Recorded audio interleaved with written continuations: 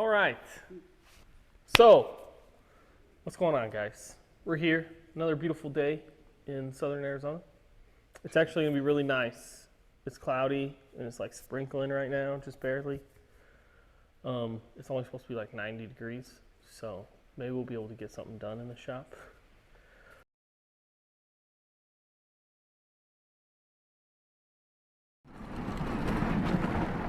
What's up, losers?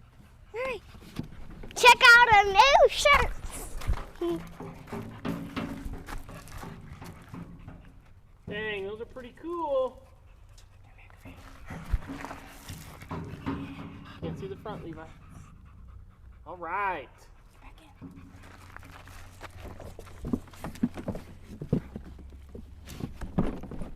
Later, losers. But what we're doing today, we're chasing Death Wobble and we're chasing Wheel Hop. If you look here, we already did this side. We did this yesterday. We have 0 camber here. I don't know what it is when it's in the air like this, but when it's on the ground, it has 1 degree. That's not right. We're probably gonna run about 1.5, maybe 2, 2.5, somewhere in there. Between 1.5 and 2.5. That's what this has. If we look over here, this side is ridiculous. On the ground, this is 5 degrees of camber and just crazy. So what we're doing is we're taking the wheels off.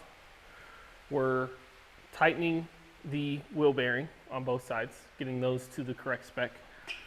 We are taking these control arms, which are 2 inches extended. You can see right here where I extended them 2 inches. And we're going to a 1-inch extended control arm, which gives us less camber. And here's the big thing.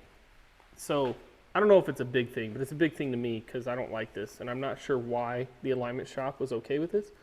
But this tie rod, both of them, are only in here maybe 1/2 inch. Like they're into there, to this clamp. So I don't understand how they thought that that was safe and that was, you know, able to be approved. But we're replacing those. We have new ones. And I ordered new collars here, new adjusters. They're not here yet, so we'll be putting these back on. But if we go to the other side, I can show you they're in there so much more now. So they're into here now. So they're way deeper. They have over 1 inch of thread engagement. Much better than before. And here's the thing. So I was worried when we made these 1 inch less and they were only 1 inch extended, we were going to run into rubbing issues. But we still have no rubbing issues. And here's something I wanted to show you. Over here, we're not hitting on anything. We've ran out of gearbox travel. And granted, we have a 1 inch extended and a 2 inch extended here. But it goes further this way. This way, it actually hits the ball joint on the control arm. If you come over here, look in there. You see the ball joint? No. Well, right there. So see that tie rod in? And it's hitting the control arm there. That's what stops this from going further. The other way, it actually runs out of travel. So they don't have the steering wheel centered, and you can see how close we are to hitting our tension rod here. Like there's no room. Versus this side, which again, granted, it's a 1 inch extended instead of 2, but you can see there's quite a bit more room, and it's only 1 inch extended. It's not 2 inches extended. So we do need to center the wheel. We will try to do that as best we can. I don't have toe plates or anything. We were talking about getting some last night, so maybe it's something we'll look into in the future. But yeah, that's where we're at. So we're gonna start off by modifying a control arm. We have a brand new one right here. We're gonna start cutting it up, getting it all ready. We gotta take this steering stop off. So if you watch any of our videos where we talk about like, you know, setting your truck up for drifting, it's real easy. You wanna drift your hard body, cut these off right here. You just go, done. and then put a sway bar on the back. So we're going to start with cutting these off because we don't use them. And then we're going to cut this. Actually, that's not true. Then we will cut this plate off. This is important. So we cut this plate off, then we cut our control arm, extend it 1 inch, weld it all back together, weld this back on, then we can put it on the truck. We also have new tension rod bushings. They go here, so we'll be putting those in. What else did we do? New tie rod ends, and yeah, that's it. So kind of a lot, kind of not a lot. And then in the back, we got to re-drill some holes. We're going to move the shocks up 1.5 inches, maybe 2 inches. I got to decide. But we're going to move it up a little bit, and we might move the front of the truck down a little bit. So let's get started.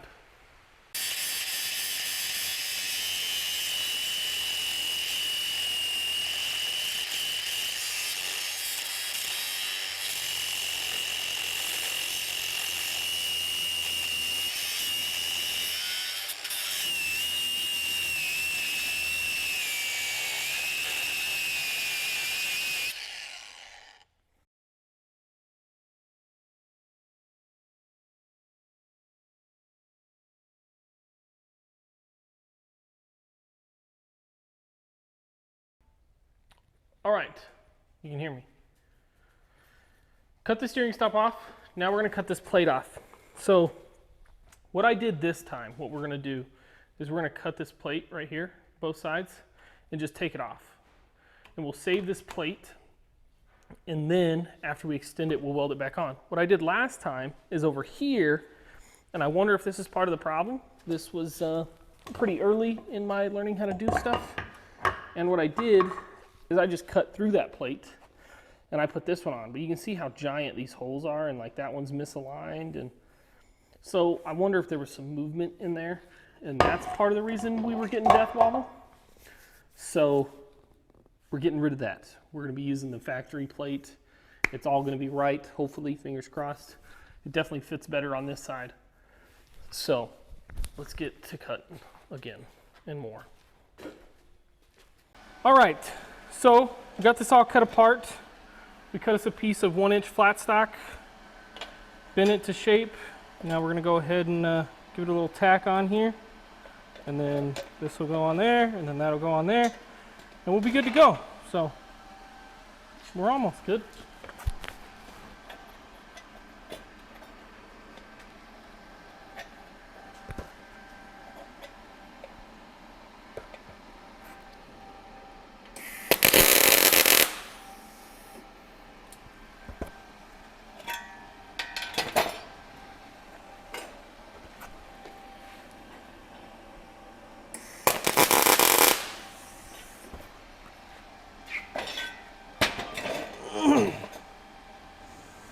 Now remember, when you weld, your metal's going to move, so you got to make sure you hold it in place real nice and good like. So that's why tack both sides, should be good to go.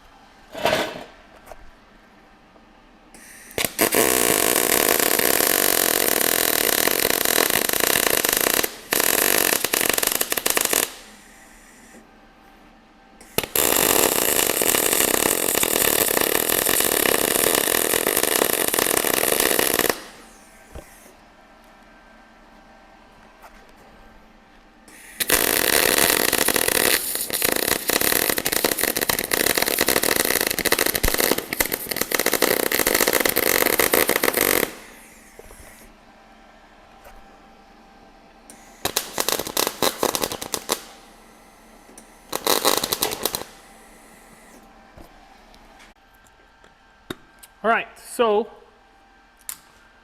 we're going ahead and retorquing our wheel bearings. Because we're here, we're taking everything apart, might as well. Gotta find my dikes.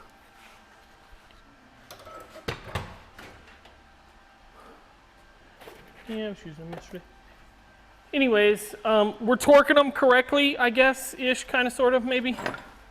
The way the internet says to do it is like 27 foot-pounds. and then you back it off to 0. I don't know how you get to 0 foot-pounds, like my torque wrench doesn't read 0.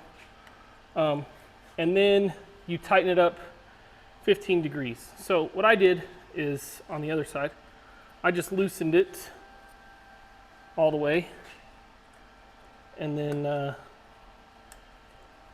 as we tightened it up, I'll show you. I'll just show you. It'll make more sense because I'm going to explain it and it's going to be stupid.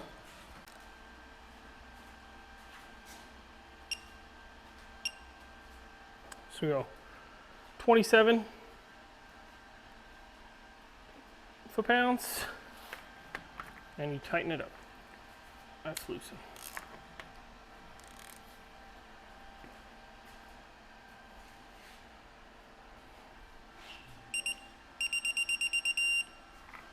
Okay, so now we're going to loosen it. That's what it says. That feels like 0. There's almost no resistance there. We're going to go to functions here. We're going to go 15 degrees. We're going to set it on here. It's going to figure itself out.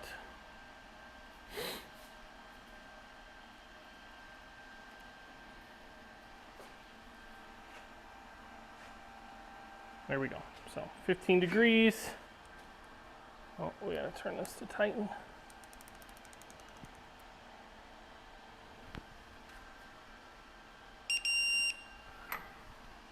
And that's what we're calling good. That's how I did it on the other side. That's how I'm doing it on this side. If that's wrong, let me know. These are our wheel spacers. It's a 6 lug to 5 lug conversion. So the truck's 6x139 point, whatever it is, and this is 5x114.3. Much more common wheel size. We get asked about these a lot. We got them from cjmotoring.com, I'm pretty sure. CJ used to be into hard bodies. He now drifts a Corvette, but he still sells these. So they're nice, they're high quality, they hub-centric themselves like to each other, so that's good. And then they're not hub-centric on the truck. If that's a problem for you, that's a you problem. For me, these work amazing. They allow me to run the wheels that I want to run. One complaint, I do have a complaint about them. These studs are really big. So most of your car wheels are going to have to get the holes drilled out larger to fit these. And the way I do these, I get the impact, I put the first spacer on with the impact, then we're doing what we're doing right now, getting all these started. We got the Allen key on the impact again, and we're just going to hammer them on. So we're just going to go in as much of a star pattern as we can. You see it pulling itself down there.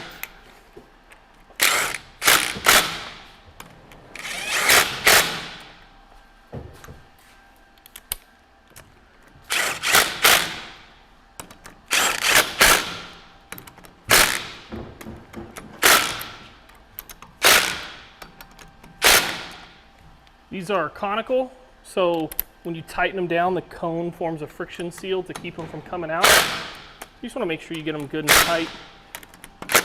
If you don't have an impact gun, you can talk to one of your buddies and have them go ahead and get in your truck and step on the brakes, and that'll be enough force that you can torque these to whatever they need to be.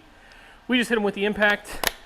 Also, if you were worried about like this part coming off, make sure that you cut your studs so they don't hit the back of this. If they hit the back of this, you're gonna have an issue with it trying to separate. But you could also red Loctite these if you felt it necessary. I don't, so I don't. And there's our wheel, all done. So now we're gonna start taking this front suspension apart. Once it's finished taking apart, we'll finish up the control arm. Dominic went and cooled it off for us because we have to move our coilover mount. It's further forward. We move it a little bit back, get a little less angle in our shock, I think. Or maybe we go the other way. Actually, we go the other way. So we're putting angle in it. So it's more vertical when you get it in the factory spots. We're moving it out a little. That's just for us. We have the extended control arms. It puts a lot more leverage on that spring. So I just wanted to bring it out a little to combat that leverage. And it doesn't. So what I learned, I was watching a video the other day, when you have a spring straight up and down, it's its true spring rate. So like these springs right here, okay? These are 180 pound springs. When they're like this, that's 180 pounds. If you get on QA1's website, they actually have a chart that'll tell you at what degree what the spring rate is. It's a coefficient factor, so you have to multiply the spring rate by whatever number it is, and they'll tell you what it is. So we actually decreased the spring rate by doing this, but we took leverage off of it from extending the control arm, if that makes sense. So the control arm was this long and the shock was here, so we put it out here and we made the control arm out there. Did it change the spring rate? Yes, but did they kind of like cancel each other out? Maybe.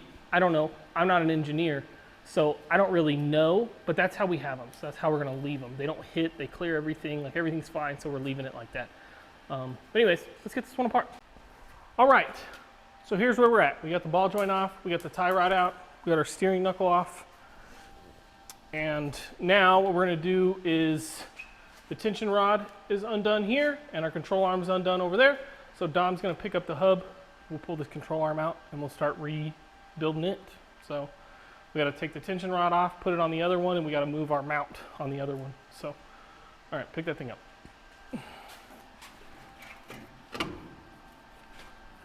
Oh, this one don't want to come out as easy as the last one. Oh, sorry. You're okay. Got Dom's finger. Are you in the clothes hanger? Nope. All right. It's not sketchy. It's not sketchy. Look at how beat these up these are.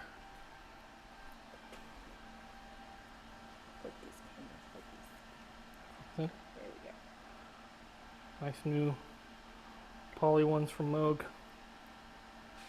Or not from Moog, these are from Energy.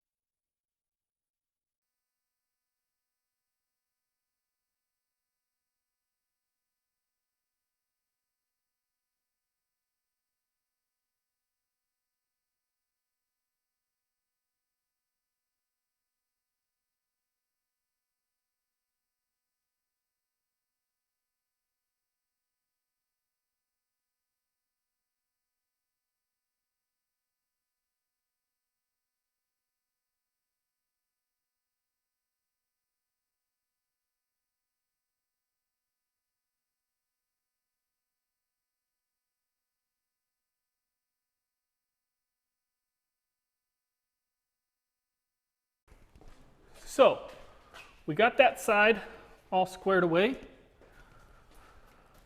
Now, you can see we have a crazy amount of turn here.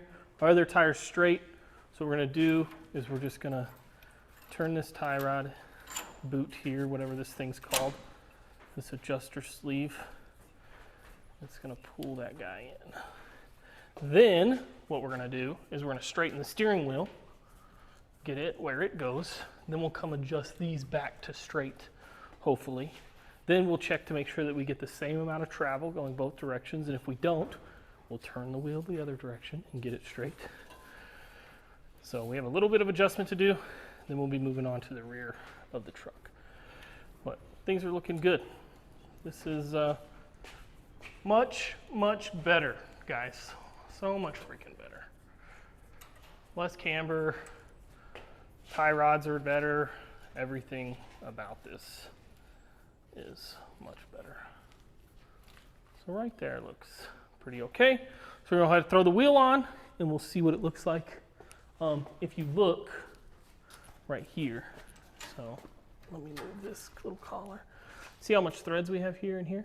Not much, right? Like a finger on each side.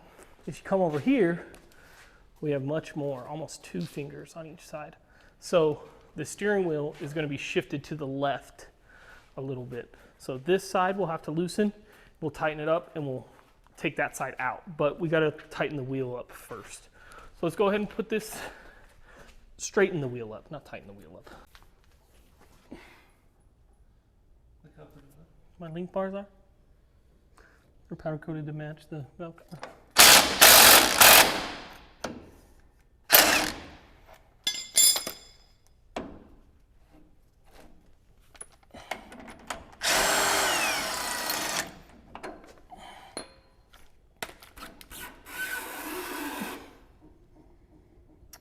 All right.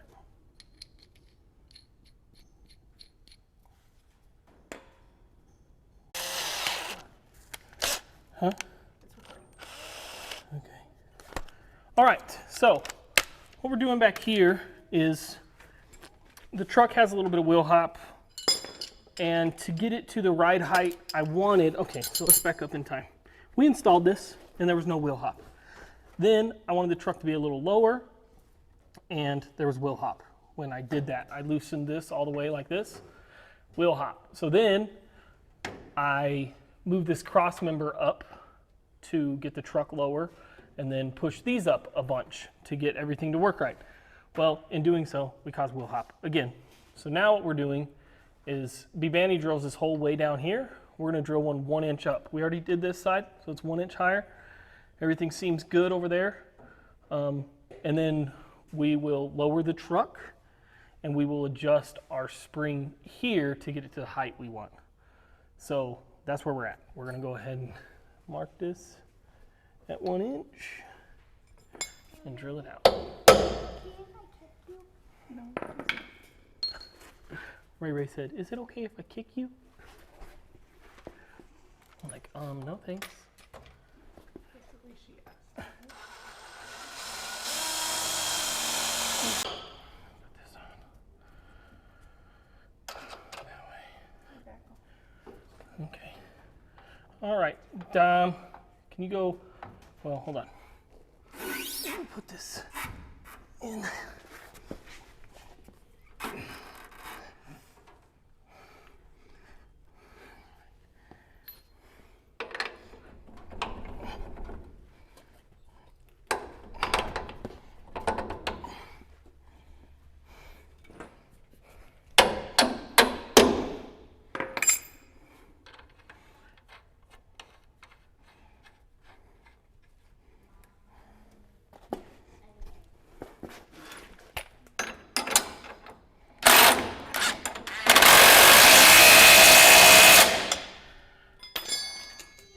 All right, Dominic, go up, please.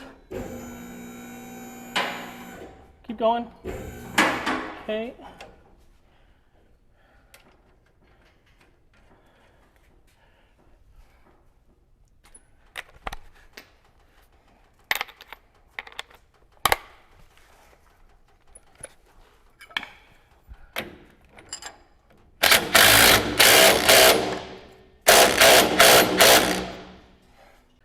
All right, so now for everybody's favorite part, the cleanup. You guys won't be here for that, so that's nice. I wish I was you. Anyways, so we drilled those holes 1 inch higher than what they were previous, and we adjusted our springs. We put, so let me back up. I'm gonna drop you guys a little bit of knowledge. You're gonna believe me or you cannot believe me. It's up to you, but this comes from 2 separate coilover manufacturers. These are a linear spring rate spring, so it doesn't matter how much you compress it, it has the exact same amount of spring rate, which is, these are 450-pound springs. So 9 inch fully done up or 7 inches compressed, they're 450-pound springs. That rate doesn't change. So we use that to adjust ride height. So we set preload, right? Preload. And I found out actually most springs are this way. So like on my STI, it's not over there, it's over there. We adjusted the lower part to adjust ride height. We moved that. That's not the right way to do it. I thought it was the right way to do it, but it's not. You're actually supposed to adjust ride height with your spring. And what you do, if you want your car to be lower and you run out of spring, you can buy a take-up spring, which I actually have one over there. And you can put a take-up spring in. And what that does is keeps tension on your spring. But once you put the car on the ground, that spring just compresses completely flat. What's up, babe? You need this. Not really, but I do. Like, you can't use them. I use them at work. You can't lose them. You can use them. Don't lose them. Anyways, so when we set ride height, we had the truck and it was good. We had 9 1/4 inches. We compressed that to 8 3/4. So we compressed the springs 1/2 inch. We got a good ride height. I like this. It's not too low. It's not too high. It looks really good here in the back. And hopefully with dampening, and perhaps we may need to put some more spring preload on there. So we may raise the truck up a little bit more. But anyways, looks good. Hopefully we killed the wheel hop. That's the last part we have left. Hopefully the front's fixed and we don't have any more death wobble, and hopefully the rear is fixed and we have no more wheel hop. If that's where we're at, we are like 99% done with this truck. We will have to get an alignment. I think I'm gonna buy some toe plates and we'll do a little toe alignment ourselves. I also have that angle finder that I use. I have my angle finder. We'll use that to set camber. So maybe in the next video, we'll be doing an alignment. But for this video, that's it. Thanks for hanging out, guys. And fingers crossed, this is fixed. Soon we're gonna put it on the street and we'll find out for sure.